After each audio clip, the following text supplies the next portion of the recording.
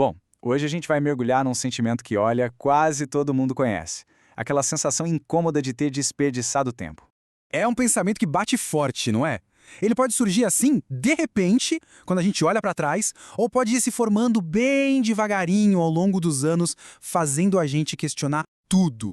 E no fundo, o que tem aí é arrependimento. Sabe, aquela sensação de que as escolhas foram erradas, de que alguns caminhos não levaram a lugar nenhum e que uma outra versão da nossa vida era possível.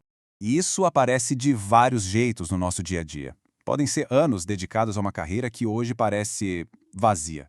Oportunidades que a gente deixou passar por medo, por indecisão, ou aquele sentimento de que, poxa, demoramos demais para começar algo que era realmente importante. Mas é aqui que a gente chega no ponto central desta análise. E se esse sentimento for, na verdade, uma armadilha da nossa mente? Uma forma que o cérebro tem de reinterpretar o passado? O jeito como a gente julga o nosso passado é quase sempre distorcido pelo que a gente sabe agora. A clareza, a informação, a consciência que temos hoje simplesmente não existiam lá atrás, no momento que a gente está julgando. Pensa assim, o nosso eu do passado agiu com as informações que tinha na mão, fazendo escolhas que faziam total sentido naquele contexto. Já o nosso eu de agora, olhando para trás com o mapa completo, acaba impondo uma lógica que, na real, não existia antes.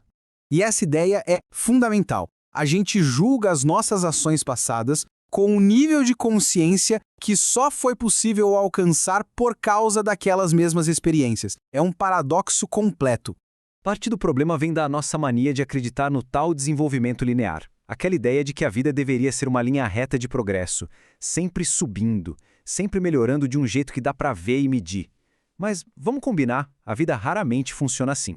É aí que entram especialistas como o Carl Jung, trazendo uma outra perspectiva. Ele sacou que a consciência humana amadurece através de todo tipo de experiência, inclusive daquelas que, olhando para trás, parecem erradas ou totalmente improdutivas.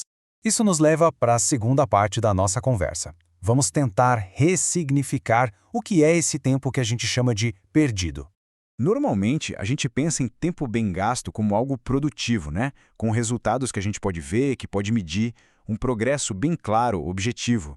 Só que a realidade do crescimento é bem mais complexa. É tipo as raízes de uma árvore. Ele acontece de forma silenciosa por baixo da terra, inclui períodos de pausa, momentos de confusão, tempos de reorganização interna e fases que, por fora, parecem totalmente paradas.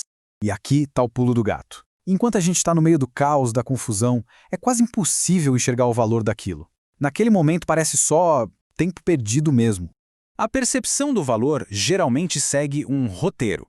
Primeiro, um período é vivido como se fosse estagnado. Depois, bem mais tarde, a gente nota uma mudança profunda. E só então, olhando para trás, a gente entende que aquele período perdido foi, na verdade, a base para a transformação. Isso tudo nos leva a uma conclusão bem importante. Talvez a questão não seja sobre o tempo como um recurso mal utilizado, tipo dinheiro jogado fora, a questão é a nossa interpretação. O verdadeiro problema é a nossa definição de valor. É a dificuldade que a gente tem em ver mérito em processos que não seguem uma linha retinha e eficiente do ponto A ao ponto B. Então, como é que a gente muda essa perspectiva? Vamos fechar com uma nova pergunta sobre essa jornada toda? Uma pergunta que seja mais construtiva.